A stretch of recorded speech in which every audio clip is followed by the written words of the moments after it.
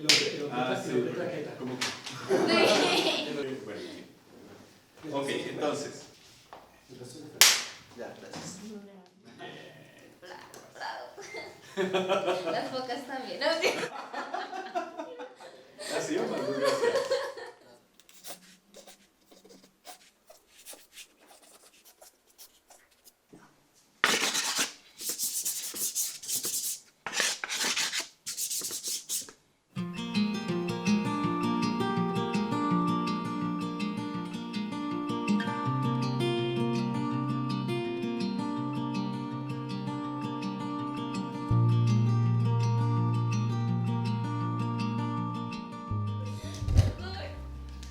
Bueno, empezamos a trabajar en forma el tema del dibujo lineal, con el propósito de desarrollar las estrategias que nos permitan asegurarnos de que lo que estamos dibujando lo dibujamos exactamente del mismo tamaño que lo vemos, con las mismas proporciones, y que pues, logremos el máximo nivel de realismo en la transcripción de la imagen. Este módulo lo vamos a trabajar de forma progresiva porque llega a niveles de complejidad muy grandes. Entonces tenemos que ir muy despacito y con mucho cuidado cada cosa. Lo vamos a trabajar primero desde el encajado, luego vamos a trabajar cuadrículas, luego vamos a trabajar construcción cartesiana, pues a partir de los ejes X y Y, etcétera, etcétera, y después nos vamos hacia triangulación. Ese es el camino que vamos a desarrollar. Este camino se desarrolla a partir de la línea, fundamentalmente porque son construcciones básicamente geométricas.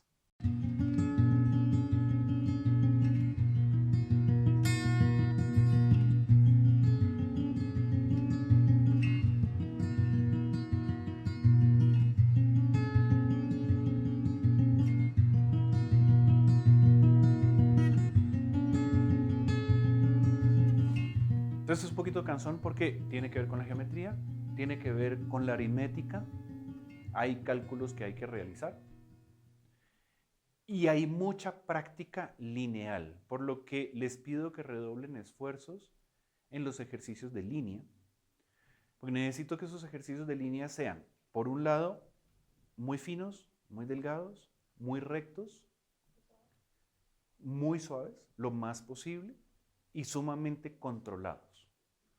Porque de ello depende todo lo demás. Por eso habíamos arrancado a hacer líneas antes, ahora tenemos que redoblar esfuerzos, entonces les pido el favor que diario hagan líneas, de verdad diario, y ojalá unos 20 a 30 minutos todos los días. Con el máximo cuidado posible. No es solamente rellenar kilómetros de papel, sino lograr controlar cada uno de los gestos que están haciendo.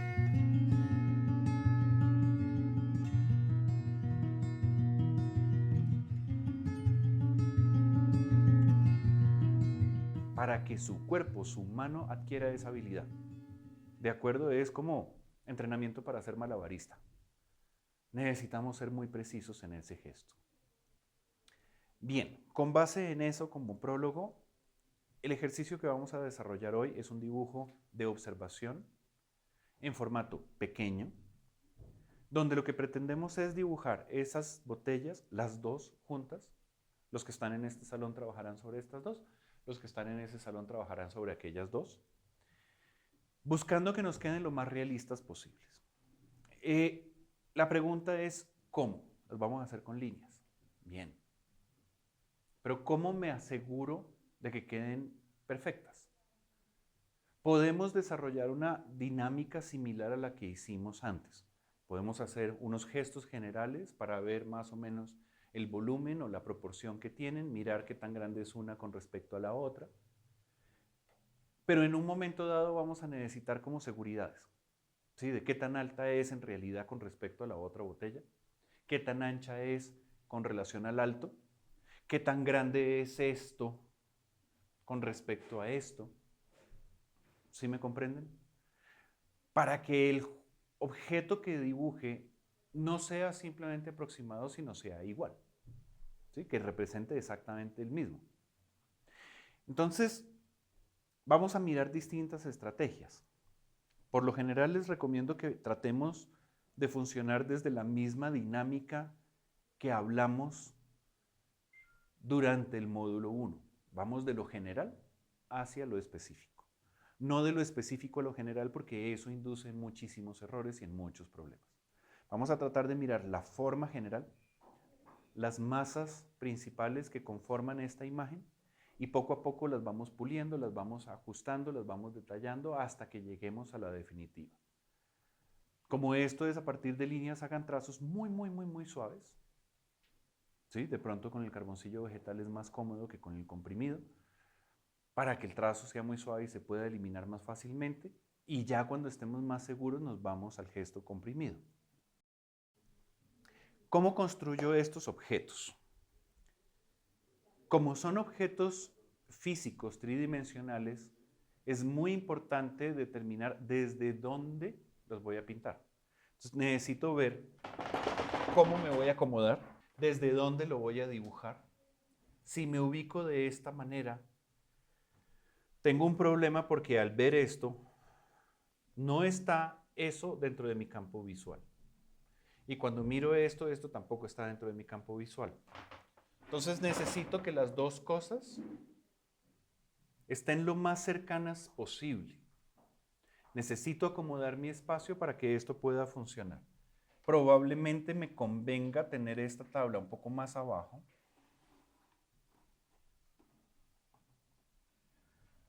para que lo que veo aquí quede más o menos en el mismo ángulo y entonces lo pueda trabajar lo más parecido posible. Algunos pueden trabajar en caballete, otros pueden trabajar sentados. Podemos acomodar dos asientos y poner la tabla en las piernas.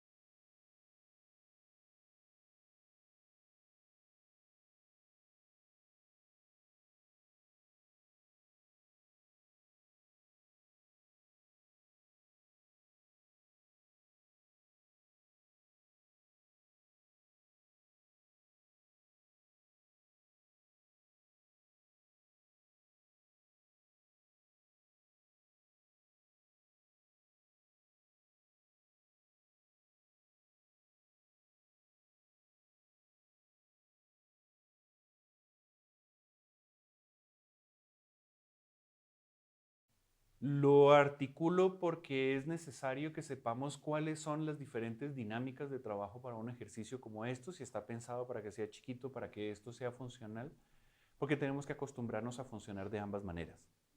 Cuando los dibujos son pequeños, a veces es más cómodo tener la tabla aquí, ¿sí? Porque puedo ver directamente y trasladar la información muy fácilmente, mientras que aquí tal vez puede ser más incómodo, depende de cada persona. Paso número 1, cuando trabajo con un modelo del natural. Punto número 1, ubíquense tan de frente como les sea posible del modelo. Si yo me pongo de esta forma, que lo hacen muchas veces, no va a funcionar porque aquí estoy dibujando lo que recuerdo y no lo que veo. La clave del dibujo del natural es dibujar lo que veo, siempre viéndolo. Si lo pierdo de vista, ya no voy a trabajar sino de memoria. De memoria es lo que recuerdo.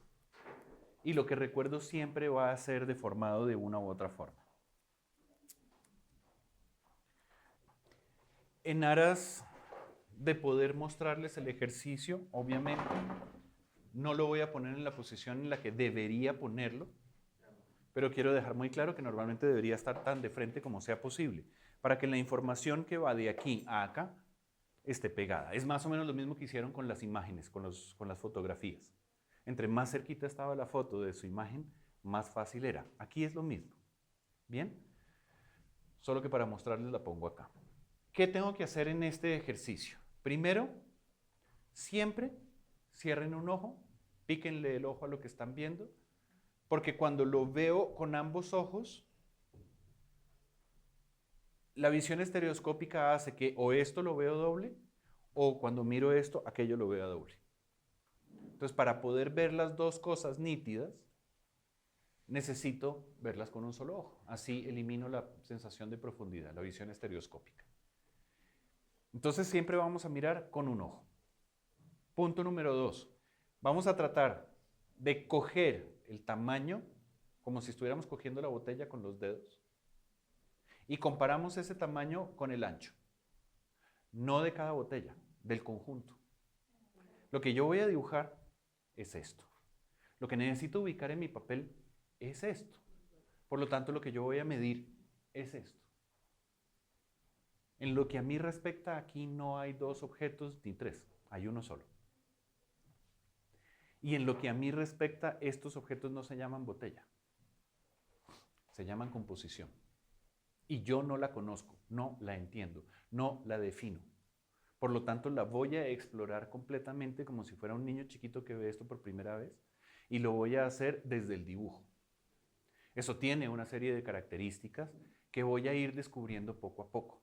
La primera que estoy viendo, ojo, cuando dibujo del natural tengo que estar siempre parado en el mismo sitio. Porque si me muevo, ya cambió el bodegón. Ya cambió el ángulo desde el que estoy mirándolo.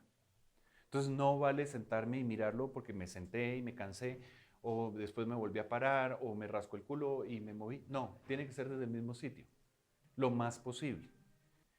Las proporciones que yo veo cerrando los ojos me permiten ver que el alto general de esta cosa es más o menos similar al ancho. Tal vez es un poquitico más alto que ancho. Entonces yo puedo partir de una forma más o menos cuadrada, donde el ancho se parezca al alto, ahí están más o menos. Si ven que lo que me sobra es esto y un dedo, pero como es un poquito más alto que ancho, entonces le voy a quitar un pedazo acá. Y esta puede ser la proporción general de lo que yo estoy viendo ahí. Luego puedo determinar que una botella es más delgada que la otra. Y si yo las comparo, una sería como así de grande y la otra como así. Entonces puedo subdividir este espacio en dos. Uno para una botella, el otro para la otra. Fácil. Si yo trazo con mi carboncillo, con mi lápiz, una horizontal, la pongo como enfrente mío para ver que esté horizontal y la bajo en esa misma posición, me doy cuenta que toco el pico de esta botella mucho antes que el de la otra y que la otra botella queda mucho más abajo, entonces va a quedar como por aquí. Yo podría eventualmente medir el espacio que hay entre este borde del rectángulo imaginario y el inicio de la botella. Puedo, pero no necesariamente tengo que hacerlo. Lo mismo puedo hacer en la base y me doy cuenta que esta llega más abajo y que esta llega como hasta por aquí. Entonces esto me permite, como ustedes están viendo, generar una serie de cajones específicos para cada uno de los objetos que estoy dibujando. Igualmente, puedo determinar qué tan grande es tal vez el cuello de esta botella en comparación con el cuerpo. Y aquí me está generando una medida que me cabe 1,5 veces dentro de la otra, por lo tanto, el cuello de la botella podría estar más o menos por aquí. Y después tengo un objeto ahí medio redondoide que ocupa este espacio. Y la base está quedando como inclinada un poquito. Entonces, el piso de este objeto sería como así y vendría como en esta dirección, según lo que yo estoy viendo en este momento, y iría como en esta dirección y aquí más o menos como en esta dirección. Yo puedo hacerlo así o puedo tratar de compararlo con mi carboncillo para ver más o menos en qué sentidos van los contornos del objeto que estoy viendo para luego poder empezar a detallar medianamente las formas de lo que observo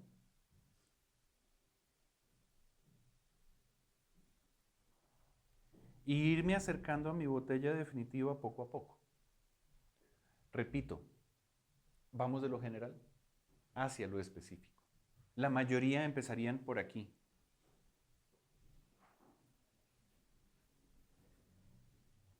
Pero esto es un ejercicio descriptivo de lectoescrito, idiomático, no de lenguaje visual. ¿Se acuerdan que hablábamos que el lenguaje visual es casi que opuesto al lenguaje oral?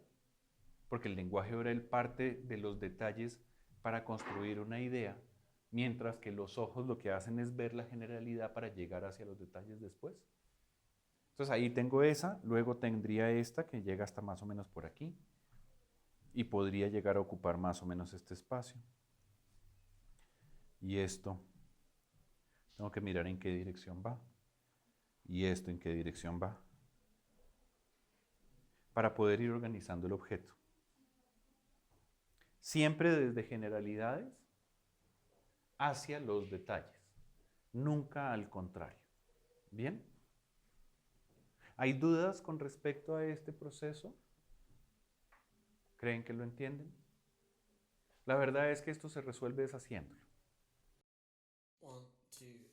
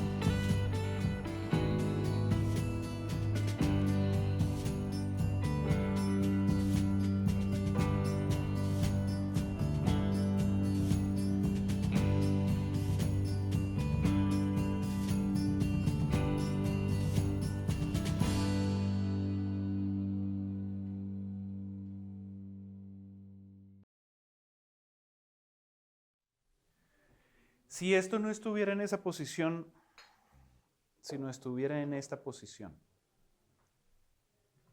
el problema sería el mismo. Es un solo objeto. Entonces,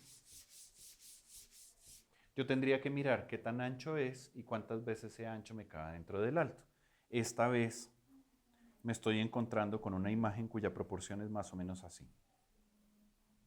Donde esto me cabe más o menos estas veces un poquito así. ¿Bien? Y esta botella ocuparía un espacio más o menos así de grande.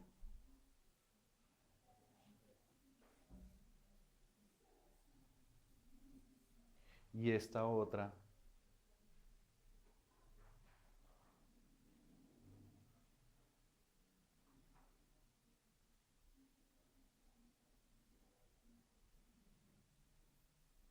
ocuparía este espacio e iría en esta dirección, este contorno, y aquí iría como en este sentido, y esto iría como así, más o menos, y llegaría hasta como por aquí. Y podría entonces estar construyendo mi objeto poco a poco de la misma manera como construí la anterior. Bien, sobre este yo ya puedo empezar a arreglarlo, a correrlo, a mejorarlo, a especificarlo, a asegurarme de que realmente me esté quedando con la forma que yo quiero y puedo empezar a buscar todos los detallitos que lo terminen de definir para que me quede bien este ejercicio. Pero lo más conveniente es que arranquemos de masas generales y que arranquemos de entender este proceso inicial que es el encajado. Para yo poder determinar los tamaños de las cosas y la relación entre el ancho y el alto de las cosas, necesito meterlo en una pecera. Necesito meterlo en un cajón en donde el objeto me quepa de forma exacta. Y comparar visualmente, cerrando un ojo, el ancho por el alto de ese cajón para determinar con claridad cuáles son sus proporciones. Cuidado con esto. Las medidas que yo tomo aquí, las comparo con lo que veo ahí. Pero las medidas de aquí no son las mismas. Yo no cojo esa medida de allá y vengo y la pongo aquí porque entonces la botella me queda así de ancha y el alto de la botella me va a quedar así de grande. Este es el tamaño en el cual yo estoy viendo este objeto realmente.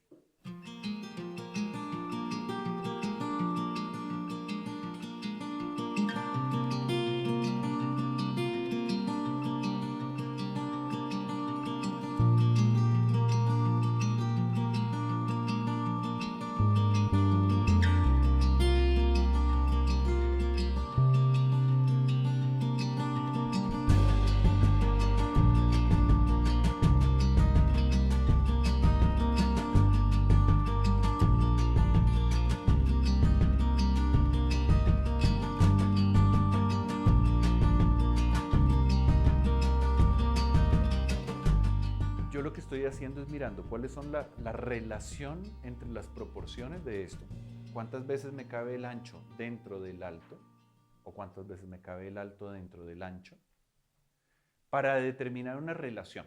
¿Me cabe una vez y media? ¿Me cabe dos veces y cuarto? ¿Me cabe X? Siempre hay una más chiquita que la otra, entonces siempre habrá una que quepa dentro de la otra. A veces es fácil de determinar, es como dos veces, o tres veces, o una vez y media, o una vez y como que un tercio. Esas son fáciles de determinar. A veces es mucho más difícil, 16 octavos. Entonces ahí uno funciona como el ojo. Si es más o menos esto, más o menos aquello. Y poco a poco voy especificándolo. ¿De acuerdo? Las medidas que yo tomo aquí me generan una proporción. Aquí construyo medidas, las que yo quiera, dependiendo de qué tamaño quiero hacer la imagen, y verifico que las proporciones sean parecidas. Sobre eso solamente es que necesito que nos centremos hoy. Por eso el ejercicio que les estoy poniendo es relativamente tonto.